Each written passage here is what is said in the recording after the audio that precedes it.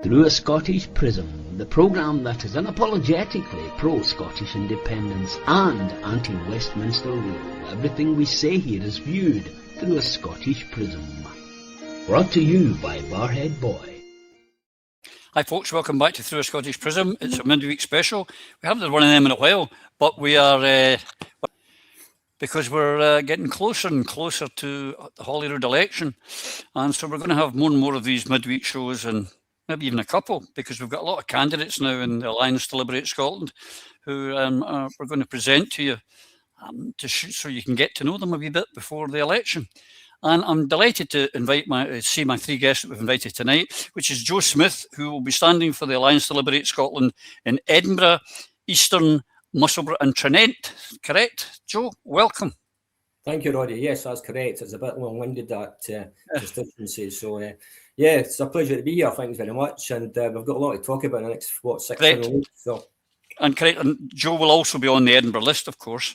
And Terry Howson from down there on the borders in Ettrick, Roxburgh and Berkshire seat, correct? And in the southern region.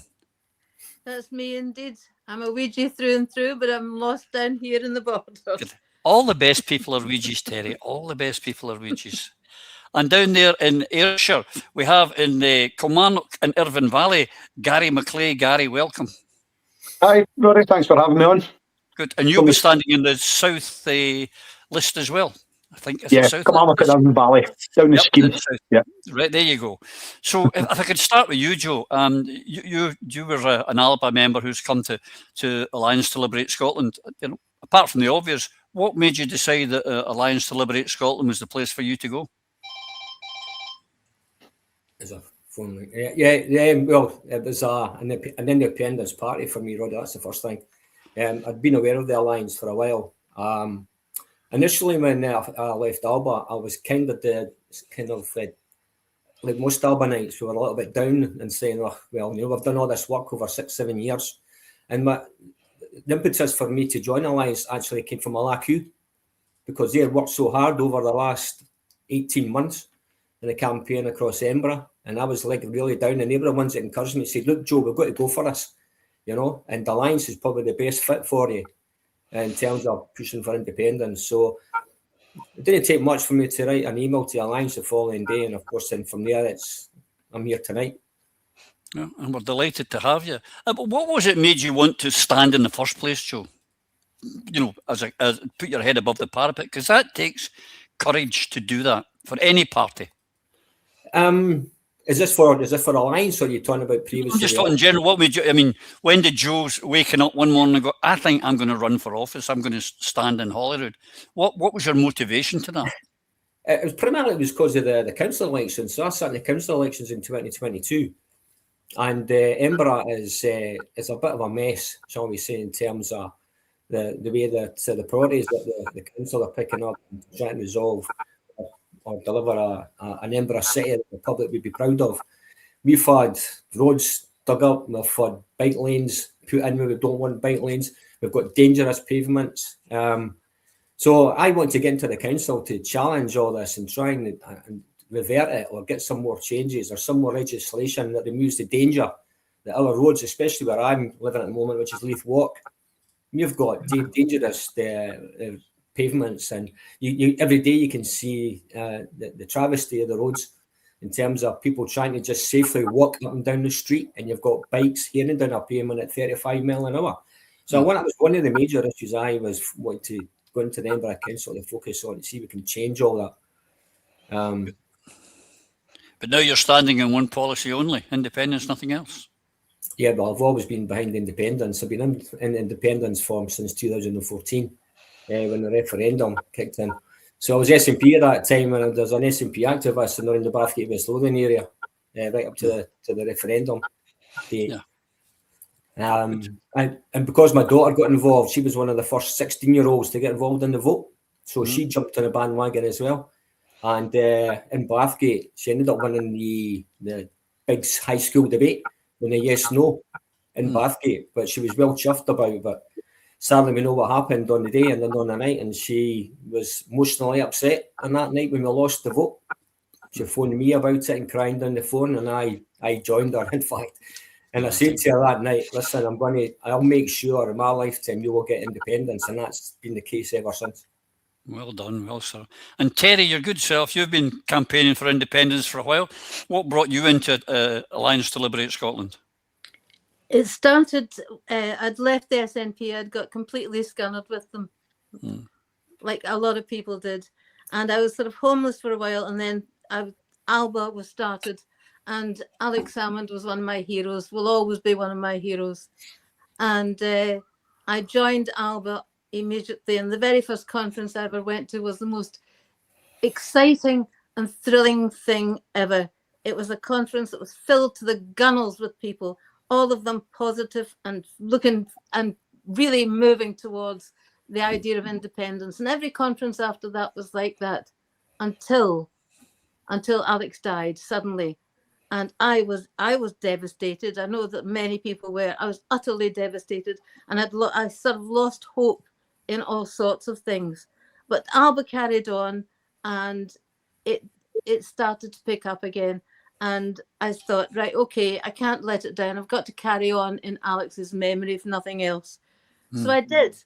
And then my friends in my Yes group, who were fed up hearing me shouting about independence basically constantly in their ear, and they cajoled me into saying, yes, I would stand as a candidate. Just put your name up for a candidate. And I got the shock of my life when I got through as a candidate. And I thought, well, hell, I've got to do this. And then I had 9 months of nothingness, of being left in the dark like a bleeding, mushroom. And I wasn't very happy with what was happening in ALBA. And then we had the final showdown, and that was devastating. But at the same time, at the last conference, I put forward a motion about joining up with all the other independent supporting parties, particularly the Alliance for Liberate Scotland, which didn't really have its party at that point, but ISP and I for I and Sovereignty and all these sort of people. And I said, we should be standing with these people and joining up with them. And I put the motion in, and I was handed it back, being told it was too late to put it up. Yeah. And that one really got me, really got me. And when the Alliance to Liberate Scotland, and I can never say that because I end up with a stutter, when they formed as a party, it was the most exciting thing ever. It was like getting your mojo back. That's the only way I can describe this. It was that I was invigorated, and I was a great pal of Eva Cottonrays and a whole load of folk, right? And it was just like, oh my God, so well done. I can't believe it. It's a joy to see this. And I thought, oh, if they want me, they can have me. I'm easy that way. And I joined the Alliance, and I have to tell you that at that meeting the other night, I was absolutely thrilled to my core. I felt as if I was welcomed. I felt as if I was part of something. And also when Phil talked about being people with their own points of view under the one label, that was it. All I'm interested in is fighting for independence. Everything else comes after that. Absolutely. And that's why I joined the Alliance. And welcome. I'm very quick at saying things, eh? Excellent. And Gary, your side of it, you were an independent, and you were going to stand as an independent. What was it that motivated you at first, before you came to the Alliance, but to stand, that you felt the need that you wanted to stand for Parliament? I'd never really been interested in politics all my life until I had my son, and then obviously when I seen what was happening in the world, and obviously in the UK, Scotland especially, I was panicking for my son's future, and that's when I realised something's got to be done. And I'm one of the ones, you want to do something, you do it yourself kind of thing, and I never really looked into politics and that, and the only thing I'd ever voted on was Scottish independence in 2014. I voted again hoping to get an independence. another referendum again, but obviously never happened. But I was always that way. I felt complicit with voting for somebody I didn't know anything about, their background, their views, their politics. It's something I'd never looked into. So that's why I was trying to run as an independent, so that people knew who I was. And I was also trying to promote other independents to stand in the hope for Scottish independence. But when I came across yourselves, I seen that you were obviously looking at independent candidates as well to support them and all unite under the one cause for Scottish independence. So that's when I decided to reach out to you and come on board. Obviously, with my own views as an independent candidate, but the party for to unite under the one banner for Scottish independence. And as I say, I've got my own views and things, but I like the fact that you support everyone for all different backgrounds, all different views. Just one thing is Scottish independence, and as I say, it's to protect my son's future, my family, the people of Scotland.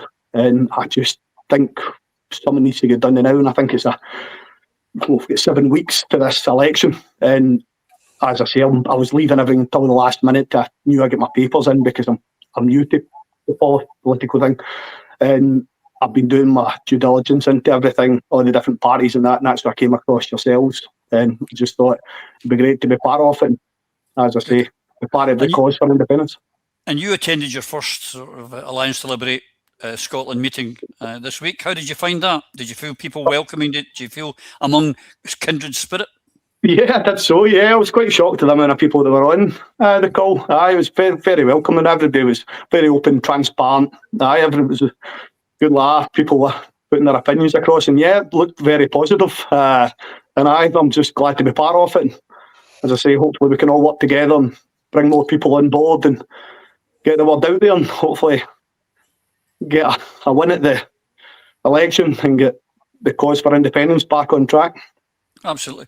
But that's the thing, isn't it? I like the single focus of Alliance to Liberate Scotland, Joe. That to me is the strong point. It means that, it doesn't matter what else, it's independence, nothing else. Independence, nothing less. That's a simple message. That's what you use to win elections. I love that policy. I mean, I don't know if I mentioned it in the last call, but we were constrained about saying anything against the SNP again, and yet they are, in my opinion, the biggest blocker for independence currently at the moment.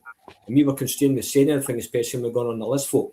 To have that independence, nothing else and nothing less, to me, they're fair game for now on to saying, look, you've had that mandate for, 12 years and not made 1 inch of progress on delivering that mandate. And for the unaccountable mandate, and now what we want to do is make sure they don't have an unaccountable mandate and put an accountability into Holyrood. So if they do win that majority, whether it be a single majority or whether it be a multi-party majority, we've got to make sure we hold their feet to the fire. And another thing, Joe, another thing that's really I find really important is the business of independence, nothing less. You've got to think about, I'm going to mention sweary words here, I'm going to talk about Farage and Boris, because that's how they got things done. That 3-word thing stays in people's, get Brexit done. All that sort of stuff, it does. People found that easy to remember. It went into their heads. Independence, nothing less. It's glorious. It's a perfect little microcosm of joy as far as I'm concerned, and for other people as well. Sorry. The other great thing about it is there's no party whip. So people can have different views on NATO, on the EU, on currency, whatever. But the party is focused. That surely, Joe, is better that everyone's laser focused on what we're there for.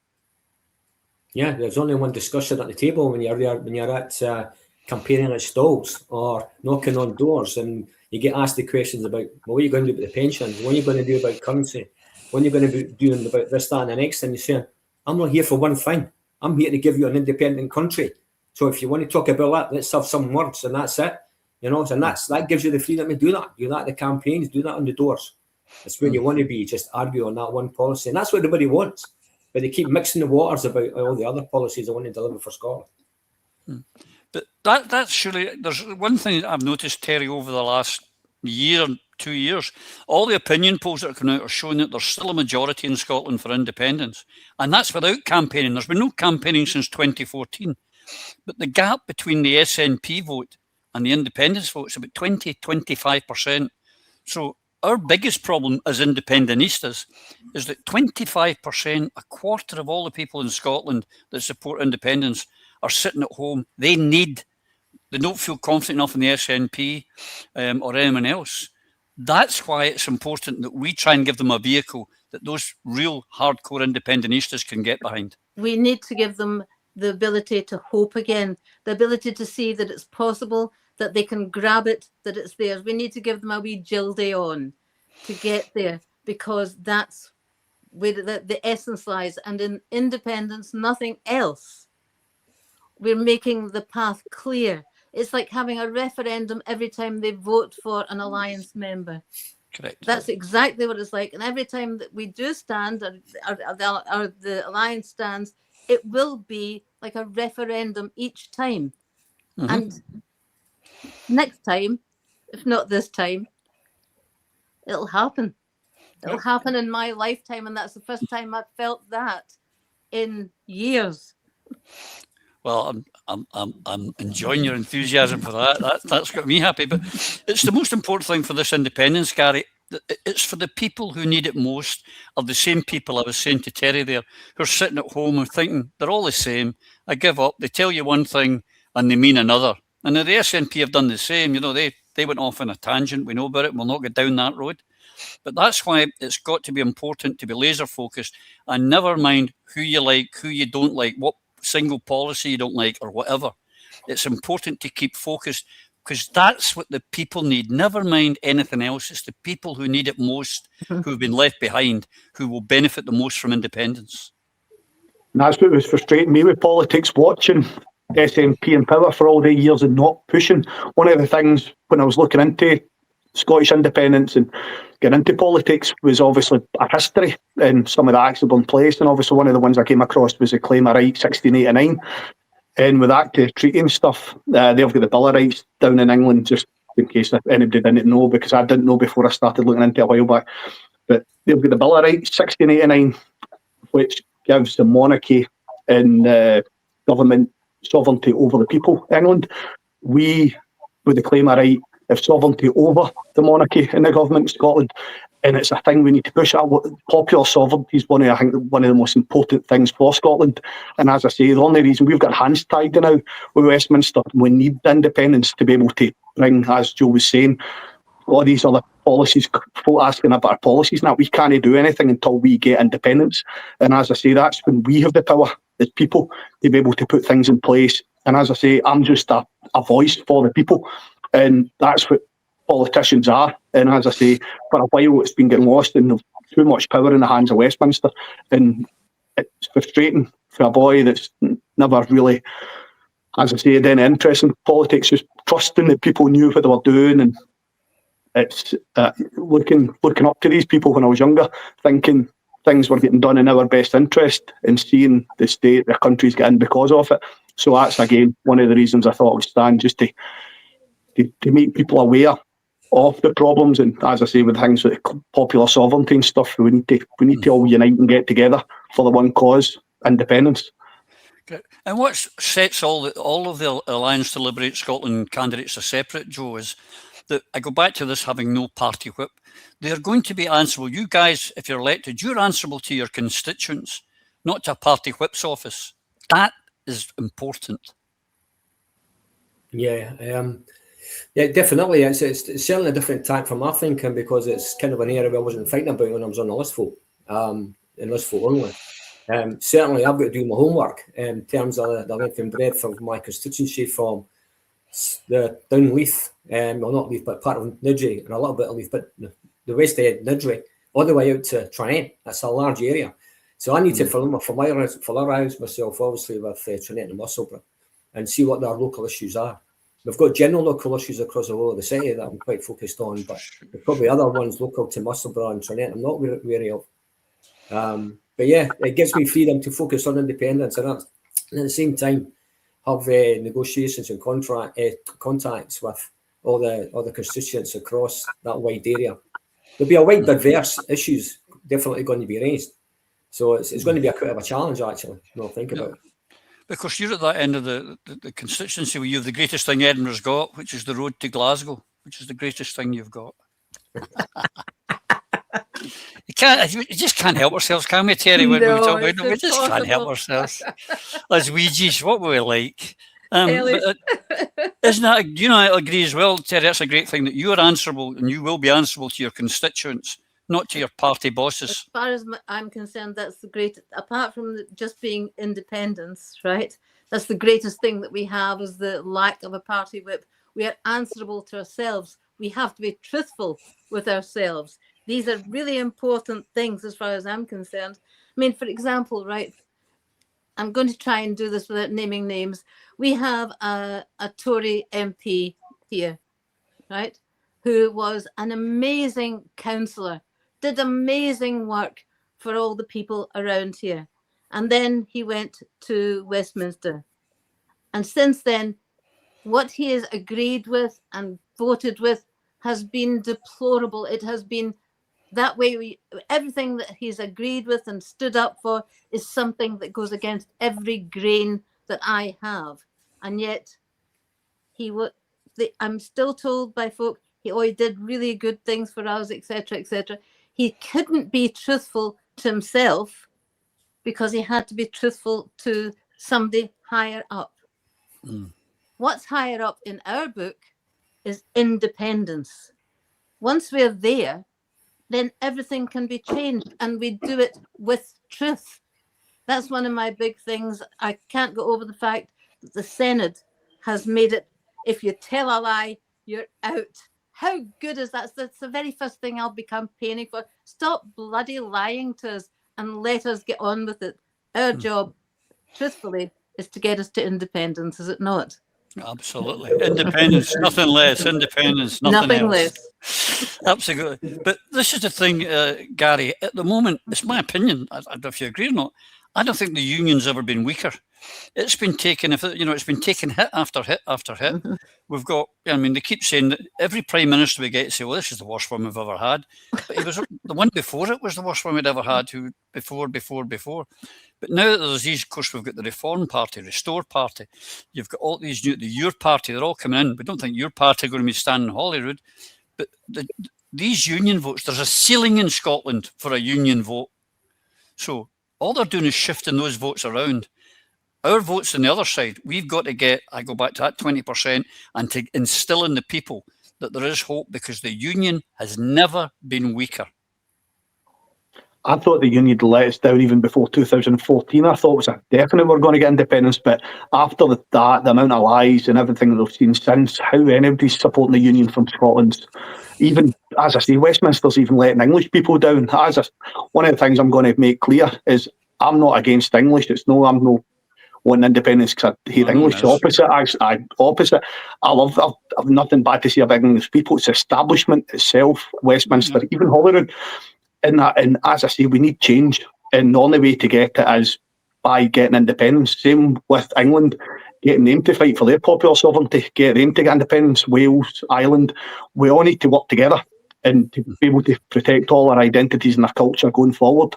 And I just think with everything we've seen with the union and with Westminster and the politics, I really think we've got a good chance this time. I really think this is a very, very good year for Scottish politics to push for independence, and that's when we can start making changes. Once we bring that into place, we've got to say, people of Scotland have got to say, and we need to, I'm going to have to spread the word as much as I can when I start campaigning, that we all need to get together, we all need to unite. We can't sit back. It's not going to happen itself.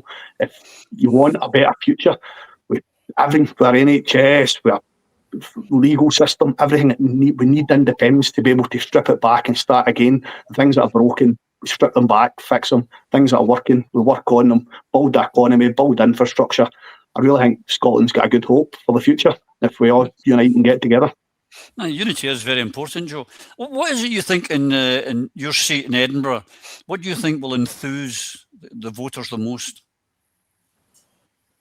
Well, it will be independence. I'm lucky. I'm living in independence hotspots. So I've been told that from Trent, Musselburgh, definitely Niddrie. They were big yes voters in the referendum, especially in Niddrie. So I'm actually quite lucky in picking this constituency up. So it might be an easy run for me. I hope so. Fingers crossed. But I mean, yeah, there's a lot to gain. Just to go back to the previous point there, that the union's been broken since Brexit, Rory. Been broken since Brexit, and we've had so many open goals under the tenure Nicola Sturgeon, and she refused to take them. And then eventually, I mean, in the 2021 election, they capsulated that with the SNP 1 and 2 vote, totally annihilated us. So we were going backwards, whereas all these open goals were forward. We would have been independent right now if it hadn't been for not splitting that vote in 2021. But I think that's what, I mean, it is totally independence right across the board for me, from, as I said earlier, from Niddrie to Musselburgh and to Trent. Well, I would say, and to everyone out there who's watching, is that what we would suggest here is vote for an independent supporting candidate in the constituency and an independent candidates or parties in the list. Do not fall for it. If you're an SNP 1-2 voter, you're going to elect unionists, because the likelihood is, Terry, that with the polls the way they are, and I take them with a large pinch of salt, but I believe that the SNP will win the lion's share of the constituency seats. And when they do that, it means that their list votes, we saw it in 21, we saw it in 2016, but especially in 21, where 1.2 million got them 2 seats. And all it did was, Alex was right, it should have been SNP 1 and Albert in the list, the orange ballot. If we do that this time, if we get independents and independents, not necessarily the same party, we could have a supermajority. We could then be in control completely of our destiny. Westminster's taken out of the equation. That's what the Scottish people have in their grasp. And it's something that we have to get really dug in with. It's exactly correct. The thing is that I have been campaigning for people to vote SNP1. I have hands up, right? Because that's the way they're all shouting. But they're all shouting SNP1 and 2. I'm seeing a shift now away from the SNP1 and 2 to SNP1 and an independent supporting party 2. Now, when I've spoken to people about the fact that I've joined the alliance, they've said, well, that's good, because that still gives me somebody I can vote for, which is wonderful. And there is definitely a shift. I've seen it on Facebook. I've seen it in social media. I've seen people saying, it's madness. Can you not do the sums? Right? And all those wee films, you know, they see with gerbils winning things and stuff like that. I'm the gerbil down here. I'm a wee bit taller than them, not much. Yeah, right? I'm determined to be that damn gerbil down here. Keep doing it. Get on the wee wheel and go. No bother. The thing is that a lot of people, tribalism, I'm afraid, exists, Gary, in politics. And there are some people who will not see the light. But the fact is that the unionists, when we talk about this, you're trying to game the system. But the unionists, let's start, they put that D'Hondt system in place. They didn't put it in to increase our democracy. They put it in to make sure you need 2 parties to get a majority. That was the plan behind it. The idea, though, the 2 parties were to be the Liberal Party and the Labour Party. The SNP and the Tories were to be cut out. Now, but the unionists, they do vote tactically. They always have done. If you're in a seat which is Labour orientated, the Tory vote will go to Labour. That's what they do. Now, our people, we've got to convince our people, being the independent supporters, that, you know, if your guy's going to win this constituency, you're not going to get a list sheet. So switch to a pro-independence party, Alliance to Liberate Scotland. That's what we've got to do. We've got to be educationalists as well in this election. Thing that I fear as well is you've got Restore and Reform coming in as well, and a lot of the Scottish people are seeing all the stuff on the telly and that, think they're good for the country as a whole, for the union. They don't like Scotland. Even Rupert Lowe's just come out and said he's going to move all the badgings all the way to Scottish Islands and that. They don't care for us at all, and that's what I'm saying. We need to separate. Like that, they might be good for England. They're no good for Scotland. We need Scottish people representing Scottish independence English people representing their cause, and we need to we can't let them get any more votes, because they're going to start repealing all our acts and stuff up here. This is a big year.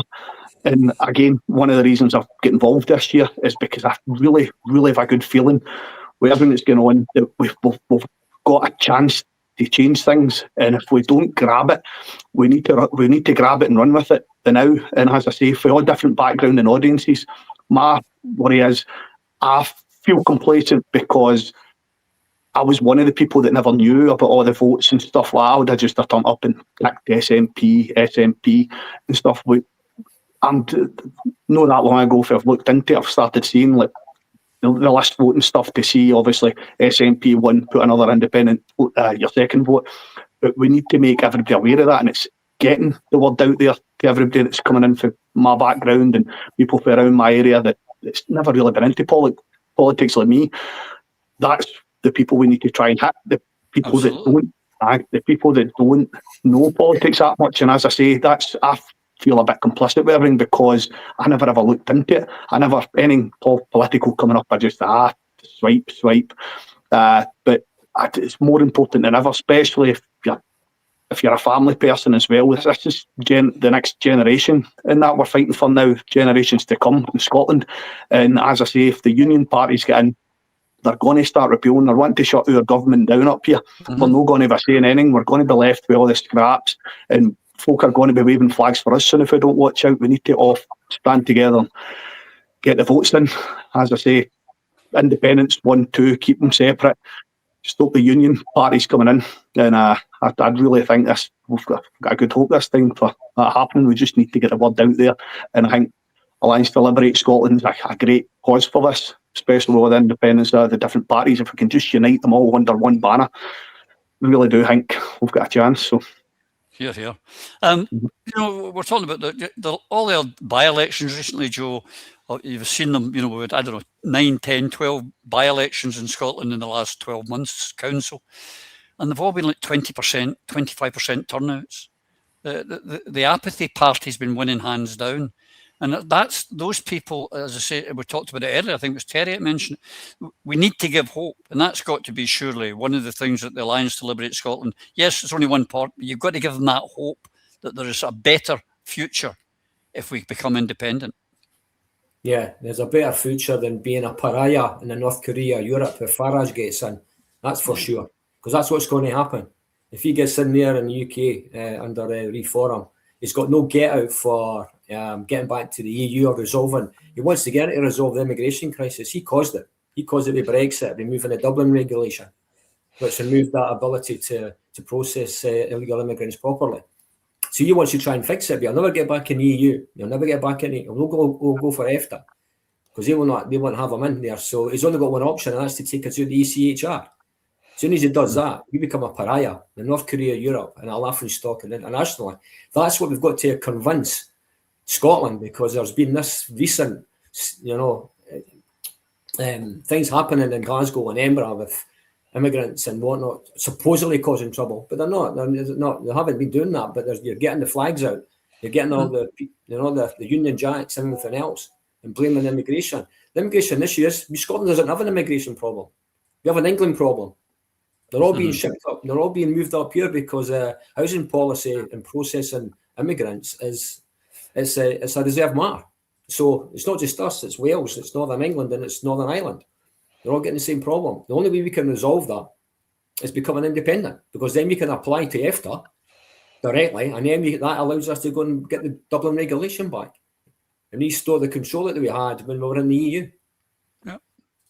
Yeah, EFTA's good because you've got the single market, you've got the customs union, you've got freedom of travel, freedom of movement, which are very important. Absolutely. But the problem, Terry, to me, although they try and say, it's Scottish nationalism, Welsh nationalism, Irish nationalism is the problem. The problem for the union has always been English nationalism. And, they don't understand that. So they're attacking the wrong end of the beast when they're attacking our cause. They are indeed. And my father was English. Well, he was Liverpudlian. It's quite close. Yeah. Right? Aye. But and I find it really difficult to talk against people, to run people down. People that have done good work in the past. I find that really difficult. And I don't think it gets us anywhere by attacking other parties. I think we have to talk so positively about ourselves and about what will happen in the future. It's hope comes from good things happening.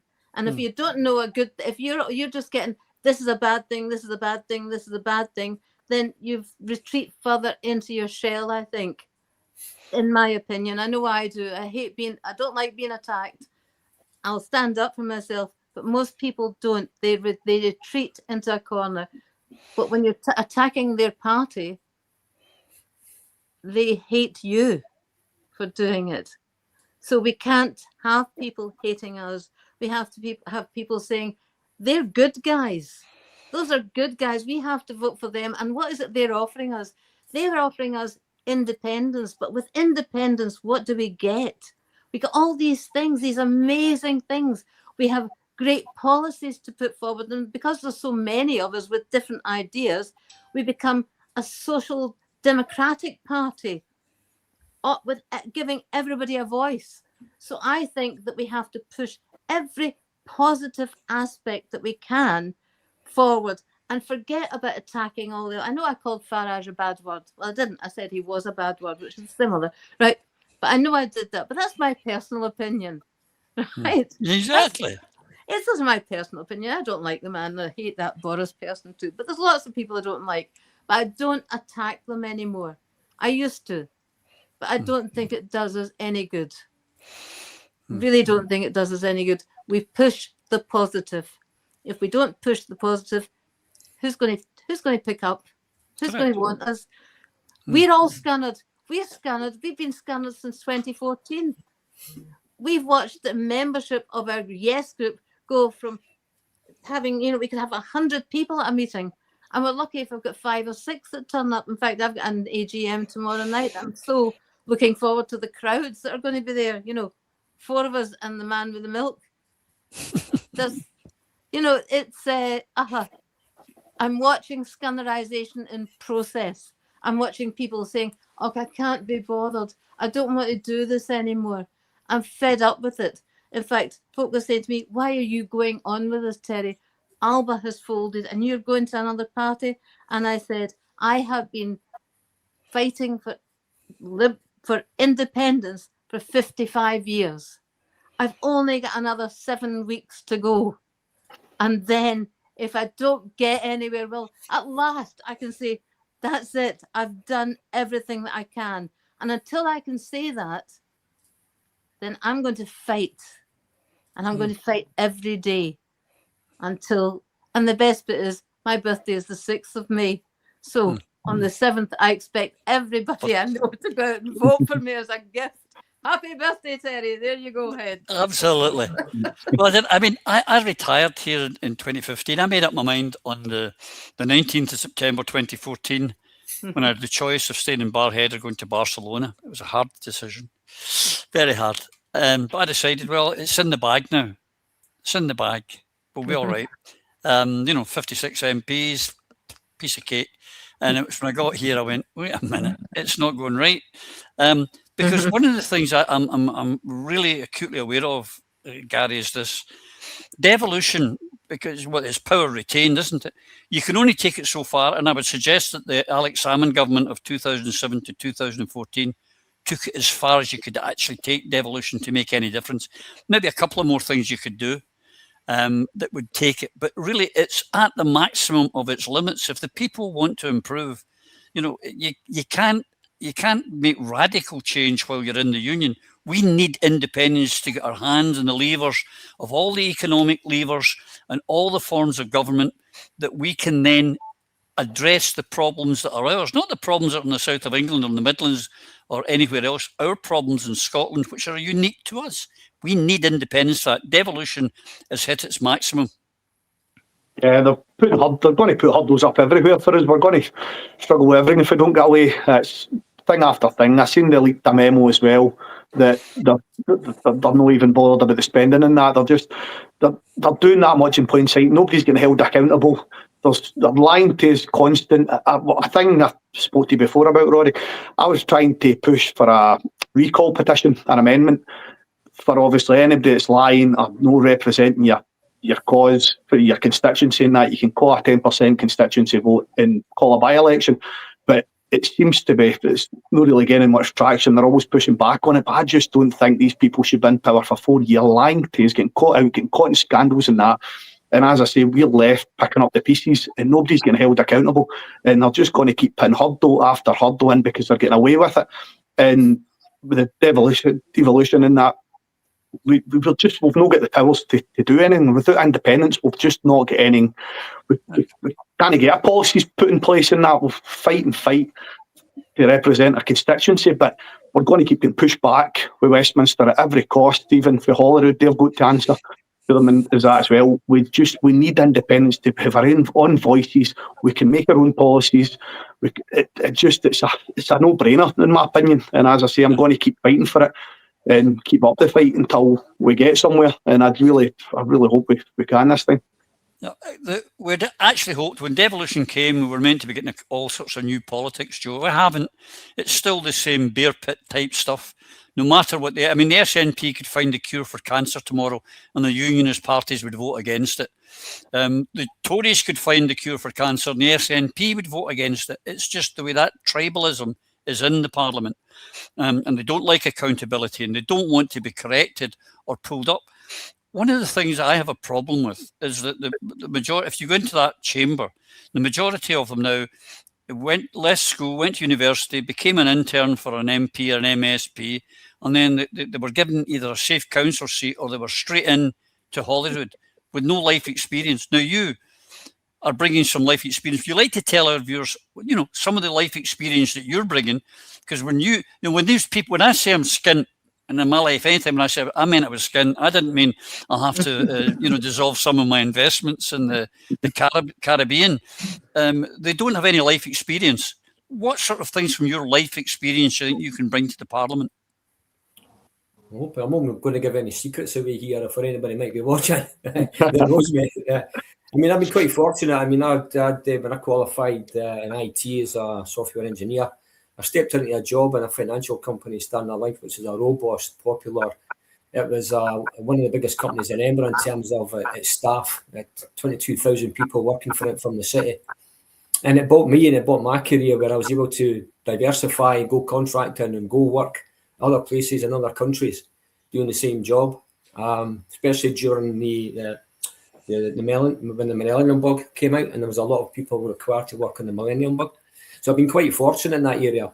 But I've gained, in terms of working for multiple FT 100 companies and banks, you get an air of responsibility. You also get an air of accountability as well, which is a word we've been quite using tonight. And there's my latest role is, the latest I was pulled in for, I was called in to do a transition for one company to the next. Now that's some days not be quite easy because you're dealing with people who are being moved out of their jobs and you're having to transfer that over to another company picking up these positions and picking up that service. So it's not easy to deal with. But for the 35, 36 years, I've picked up a whole diverse set of skills and core values, which are also valuable when you're dealing with people across the board. That's all I can bring. I can bring that kind of thing. What are my core values? I can instill them across people when I'm having conversations with them at the stalls, at their doors, and having the right conversation, explaining it the way it needs to be explained, so they pick it up as part of a KT skill. Well, that's a very important thing here, isn't it? Life's experience, to be able to take that into our Parliament. There's too many professional politicians in there who have got no life experience. Well, I know a couple. But I voted for one. It's a mistake. Life experience, right? For a start, I think I may have chosen the wrong career earlier on by choosing to become an artist. But then again, it was in my DNA to do that. However, after my first divorce, that's the triumph of hope over adversity, because I went on and married again, right? But after my first divorce, I had two small children. One was only just a year old, and my mother had just died, and I thought, oh God, I've got to do something. And I went to uni and studied again and became an English teacher. And that exposed me to even more horror, basically, if the truth be told, right? I was from the frying pan into the fire and back again. But I carried on with that. And then I met my second husband, who was an artist, still is an artist, which was quite interesting. And we were as poor as church mice. And then suddenly he got the big break.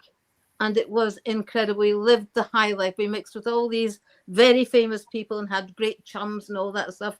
Met all these yah people and tried not to talk like a commoner, And I'm all right. Don't show me up. But after that, I was very good at showing them up. Anyway, after that sort of fell apart, as you can imagine it would. Right? I thought, right, okay, what am I going to do? And I thought, to hell with this. Why am I trying to do it? And my kids were now bigger, and I have a disabled daughter that I needed to look after, and it was all sorts of things. And I thought, do you know what, Terry? Your first love was being an artist. Just go back to it. At least you'll enjoy it.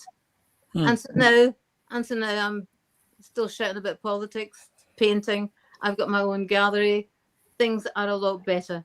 I have my own gallery. I have nice friends. It's lovely. But I'm leading a nice, for me, relatively smooth life, except for the politics bit of it that causes enormous consternation with my family and my friends. Are you sure you know what you're doing? Yes, shut up. My general retort. Yes, well, I was a bit of an artist in my younger days.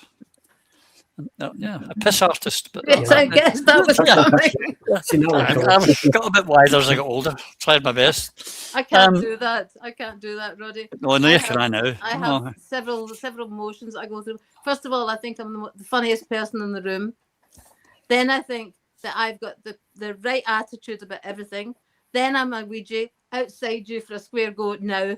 And then my final movement is in the lavvy greeting about something. So I've decided that getting pissed is not a good idea at any time. Stay sober, drink water. I'm the same. I can't drink more than 2 bottles a day now. That's it. Cut right back. I'm only joking, folks. I've got to. I'm just digress. I used to put a thing up just for a laugh, which was buy me a gin instead of buy me a coffee. And someone got in touch with us one time to say, I think it was to Eva. They went and said, "Does he actually buy the gin with that money?" Stop doing the buy me a gin after that. But again, Gary, you've been out in the world, the real world, doing a real job. You have ups and downs. You have life experience. Will that stand you in good stead, you think, when you go into Parliament? Hopefully, yeah. I've had a very diverse background when it comes to work. I've been in the haulage industry, driving the Arctic lorries back in the day. I've been rope access in the railway.